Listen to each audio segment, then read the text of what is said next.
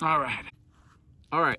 In this video, I want to share some ways that we can release our fears. Many times, the mind absorbs all the sort of anxieties broadcasted by the media, television, advertisements, the world, our teachers, our friends, our parents, and we sort of lose our ability to operate from this sort of intuitive space. I want to share in this video how acting on our fears actually can create more problems in our life. The really cool part about this whole thing is that our fears serve a purpose. They are showing us more of our well-being.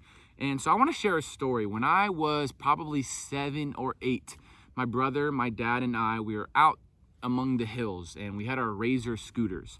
And we saw this really awesome hill. My brother, who loves adrenaline to this day, he saw this hill, and the first thing he did was take his Razor scooter to the top of this hill so he could ride down and have a really fun experience. So, me wanting to do everything my brother did, I followed him to the top of this hill, and he went down. He was going exceptionally fast on his Razor scooter down this hill, and there was this part of the hill that gets flat, and if you just ride it out, you'll be gravy, you'll be chillin'. So he goes down this hill going super fast, and then he hits the flat part and he rides it out until he eventually slows down. I'm going down the hill, going super fast. These fears show up within my mind. I begin to panic. I begin to identify with these fears, and then I act on them. I jump. The scooter Razor goes flying, nails my dad in the ankle, and I go sliding about 15 to 20 feet face first. I had all these scrapes. I still have some scars on my body from this moment. And the idea of this story and why I share it is because if I had just allowed the fears to be there, if I had released my resistance of the fears and allowed them to be there, I would have done what my brother did. But I let go of trust. I acted on my fears and I jumped. And it created more problems. And so many times we think that we have these fears and we must act on them. We must do something about them. But when we are in this fear-based place, most likely we are one-sided. Most likely we are not seeing the bigger picture. We aren't seeing the highest good resolution. Many times in our life, fears show up and we think that they are who we are. We think that is the resolution, is to act on the ego. The ego is in this sort of protective place. It's a protective friend looking to protect us, but it doesn't necessarily know the most optimal outcome. And so if we let go of identifying with our fears and just allow them to be there, we will do what my brother did and be smooth sailing on the flat part of this hill and be chilling and be all gravy. So that's number one in releasing your fears, is just to allow them to be there. Many times we create more problems by acting on our fears, by creating more resistance within, by identifying with them. When we learn to just sort of focus on our breath and allow all the limiting thoughts to show up, we allow ourselves to align with the soul self.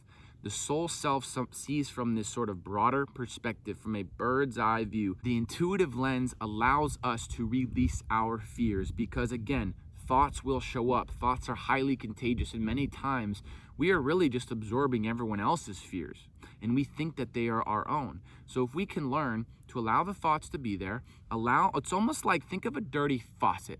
If you were to resist the dirty water coming out of a dirty faucet, you would create more problems. But many times, if you allow a dirty faucet to run, eventually clean water will come out. And our fears are the same way. Many times we think to do something courageous, we must be not fearful. And that it couldn't be further from the truth.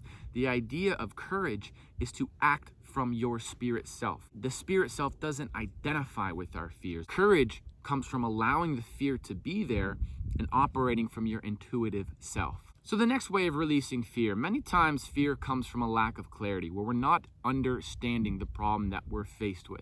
And an example of this, there was a time in my life, and even I'm sure now, but I'm sure many of you can relate to this, where I was very worried about what the world was thinking of me, very worried about what everyone was thinking of me. And all of a sudden, the more that I had these thoughts, I created more thoughts that were of this similar vibration. Whatever we focus on grows. And so the more I cared about what people were thinking, the more this fear was growing. And so when I was able to release this, release my attachment to what other people thought about me, is when I began to really understand what other people are thinking. Now, again, I don't know the details of what people are thinking, but what I began to understand and what released this fear was clarity, that most people are thinking about themselves, that we're all on this life journey together, and most people, in the most beautiful way, this may not sound great, but it's really a beautiful thing, they're not thinking about you. They're thinking about themselves. They're worried about what other people are thinking of them. It is human nature, again, because we're all sharing thoughts. Thoughts are contagious. And so I really began to get clear on this situation. And the more I got clear and the more I sort of saw from this clearer perspective, the more this fear was released. And you can use this with any fear that is in front of you. Let's say you're someone that maybe is afraid of the ocean. If you can get clear on how you will be protected, on how you will be safe, looking up the statistics of how many people are actually injured in the ocean, and really just giving your mind clarity, this will release fear. And going back to step one, the greatest way to release fear is allow the fear to be there and just move in the direction of your goal. Maybe you want to overcome heights. The best way to overcome this fear is allow the fear to be there, get clear on the situation, and then find a way to face that fear. Maybe jump out of an airplane. All right, so the third way in releasing fear, and this one is really interesting, but it is to actually find gratitude. Yes, just in general, find gratitude, but to find gratitude for the fear. When we resist, again, we create more. And if we can allow ourselves to balance the thoughts, to neutralize these thoughts, we cleanse our resistance and we align more with the soul self. So if you can find thoughts that feel better about the limiting thoughts, well, we can be like this, okay, ready? We can be like this. A limiting thought shows up, a fear shows up. Wow, this fear is showing up.